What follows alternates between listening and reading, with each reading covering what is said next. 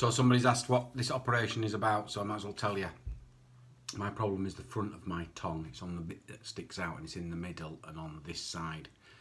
So if you think about the bit that sticks out your tongue like that, they're going to cut that much off the sticky out bit, and they're going to replace this bit here. So they cut that off. The pit that they put in comes off your arm here, this soft skin just behind your wrist, and they take this vein as well. So they take that bit of skin there, that vein, and they reconnect that, and they reconnect that under microsurgery, microscopes and stuff, and then they take a little piece of skin off here and put it there. You think, so why are they doing that? Well, that is the softest skin on your body. It's bruised actually, back. That's the softest skin on your body, so that's the best piece for the tongue, and that just needs to replace it.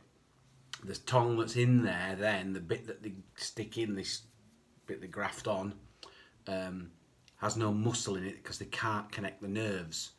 So I won't be able to feel it, and I won't be able to move it because it's got no muscle. So I think they call it a flap, so it sounds like it's just going to flap around. So for anybody who's interested, that's what happens. Second part is the operation itself. I go in on the Monday night, they do my pre-meds and get me ready or whatever. Obviously I won't be able to eat, so my last big meal will be probably Sunday night, which will be fish finger sandwiches, I think, or beans on toast. It'll be something crunchy and toasty that I can feel that fucking pain for the last time.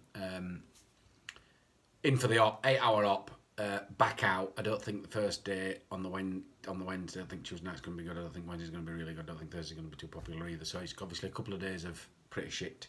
But then they get you up and they get you out and they get you walking and they get you back on your feet. The way they do the surgery is they come in through the side of your neck. They don't go in through your gob. They go in through this side. So they go in here, do the cutting, do the stitching, do whatever it happens to be done. So I'll end up with quite a significant stitch pattern here somewhere, but that'll heal eventually. There's no muscular impact here. It's not like having open heart surgery or tummy surgery or anything like that. It's, you know, they're saying that, you know, that'll just recover when the stitching recover. That's recovered. Same with my arm. I don't take any muscle. So all I've got to do is just wait for the stitches to be taken out. They're not big clamps. It's not like your heart and your chest. It's a lot less than that. So this will get better and just turn silver. This will get better and eventually I'll just have a lovely scar, but fuck it, who cares? First couple of days, you know, high intensive care. They need to make sure this damn thing's working. Then another 4 to 5 days, let this tongue settle in.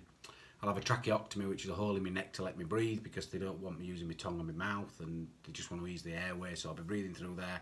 Obviously can't eat, so they feed me through a nasal tube, so I'll be just fed into my tummy. After 6 or 7 days, then when the doctors are satisfied that the tongue is doing what it needs to do, which is really critical, I need this bloody thing to work, then they'll allow me to start trying to drink water. So I think day 6 or 7 they make me drink water. If I can succeed with water, then on the day after that they'll let me drink tea or coffee or something, which will be, I don't know whether that's just a treat or whether it's just temperature regulation. And then the day after that they'll try to get me on something like yogurts to see if I can, apparently because I can't shape my tongue, I can't swallow stuff and palletize stuff. So it's a matter of, can I, you know, I don't know how it works, I haven't a clue, but I'll be sort of taught on couch to start to eat soft food of, you know, yogurt consistency and maybe custard consistency.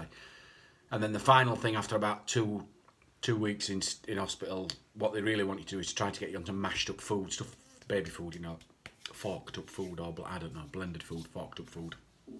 I think the blending phase comes after the yogurt phase. But anyway, that's the plan. 2 weeks in hospital, come home.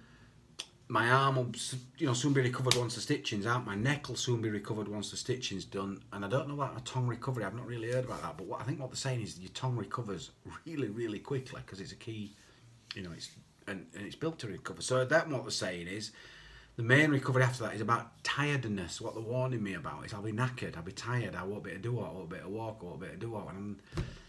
And that's just the result of a big operation and your body kind of saying, whoa, what the fuck just happened? We were all right on Monday, then we went away, they put us to sleep, and I woke up and I was bollocksed. So I think that's your body and your mind saying, fucking hell, what is happening? And that's where we're praying. That the fact my body's got used to recovering from all that bloody work at the gym might give me a, you know, a modicum of chance to improve it itself. But anyway, the message from my friends is don't rush the recovery. It takes as long as it takes, and when we're recovered, we're recovered. After about 3 to 4 weeks of the operation, I get invited back to the hospital. I go back and see the specialist. They have a bloody good look and check it out on it. But this is the real risk now, and this is the bit that's frightening the life out of me. Is that's when they'll also, because they've cut my tongue out and taken some lymph nodes out of my neck, that's when they'll test the lymph nodes here and the tongue, and they'll test it to see how deep the cancer had actually penetrated. If it's in my lymph nodes, or a number of my lymph nodes. Somebody asked me what lymph nodes do. Your lymph nodes, I think, drain away your toxins. They're all over your body. There's thousands of them. But they're testing here to see if it's progressed from my mouth to my lymph nodes. If it's got into my lymph nodes, then I'll have to have chemo and radio. And that's the real fear, because that's like, you know what I mean? That like affects your taste. And I just don't even want to. I'm praying wherever you are and whoever's upstairs listening, please afford me the luxury of not having this, because people do, and it must be really hard. So there you go. That's the operation. That's the recovery process. Don't know when I'll be back at work. I've not got a clue, but I just thought I'd post that for somebody one day who might want to know what this shit's all about, and for people who might be interested. Goodbye. Have a lovely day. Look after you and yours. Thank you.